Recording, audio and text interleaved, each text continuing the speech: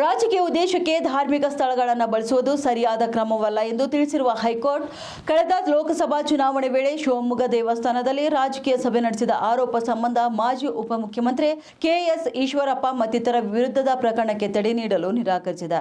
ಇನ್ನು ಶಿವಮೊಗ್ಗದ ತುಂಗಾನಗರ ಪೊಲೀಸ್ ಠಾಣೆಯಲ್ಲಿ ದಾಖಲಾಗಿರುವ ಪ್ರಕರಣ ಮತ್ತು ಆ ಸಂಬಂಧಪಟ್ಟಂತ ಸಕ್ಷಮ ನ್ಯಾಯಾಲಯಕ್ಕೆ ಸಲ್ಲಿಸಿರುವ ಆರೋಪ ಪಟ್ಟಿ ರದ್ದತಿ ಕೆಎಸ್ ಈಶ್ವರಪ್ಪ ಮತ್ತಿತರರು ಸಲ್ಲಿಸಿದ ಅರ್ಜಿಯ ವಿಚಾರಣೆ ನಡೆಸಿದ ನ್ಯಾಯಮೂರ್ತಿ ಎಸ್ ಸುನಿಲ್ ದತ್ ಯಾದವ್ ಅವರಿದ್ದ ಏಕಸದಸ್ಯ ಪೀಠ ರಾಜಕೀಯ ಕಾರಣಗಳಿಗೆ ನೀವು ಧಾರ್ಮಿಕ ವಿರಾಮ ನೀಡಬೇಕು ಎಂದು ತಿಳಿಸಿ ವಿಚಾರಣೆ ಮುಂದೂಡಿತು. ವಿಚಾರಣೆ ವೇಳೆ ಅರ್ಜಿದಾರರು ಪರ ವಕೀಲರು ದೇವಸ್ಥಾನದಲ್ಲಿ ಆಯೋಜಿಸಿದಂತಹ ಸಭೆಯಲ್ಲಿ ಯಾವುದೇ ರೀತಿಯ ರಾಜಕೀಯ ಭಾಷಣ ಮಾಡಿಲ್ಲ, ಯಾವ ರಾಜಕೀಯ ಚಟುವಟಿಕೆ ನಡೆಸಲಾಗಿದೆ ಎಂಬುದನ್ನು ದೂರಿನಲ್ಲಿ ವಿವರಿಸಲಾಗಿಲ್ಲ, ಕಾಯ್ದೆಯಡಿ ನಿರಪರಾಧವಾಗುವಂತಹ ಯಾವುದೇ ಕೃತ್ಯ ನಡೆಸಿಲ್ಲ, 14 ಸಾಕ್ಷಿಗಳ ಪೈಕಿ 13 ಮಂದಿ ಸರ್ಕಾರಿ ಅಧಿಕಾರಿಗಳೇ ಆಗಿದ್ದಾರೆ, ಇನ್ನು ಒಬ್ಬರು ಪ್ರತ್ಯಕ್ಷದರ್ಶಿ ಇದ್ದಾರೆ, ಪ್ರಕರಣದಲ್ಲಿ ದೇವಾಲಯದ ಅರ್ಚಕ ಮತ್ತು ಇನ್ನೊಬ್ಬ ಅರ್ಜಿದಾರರ ವಿರುದ್ಧದ ಪ್ರಕರಣ ರದ್ದು ಮಾಡಬೇಕು ಎಂದು ಕೋರಿದರು.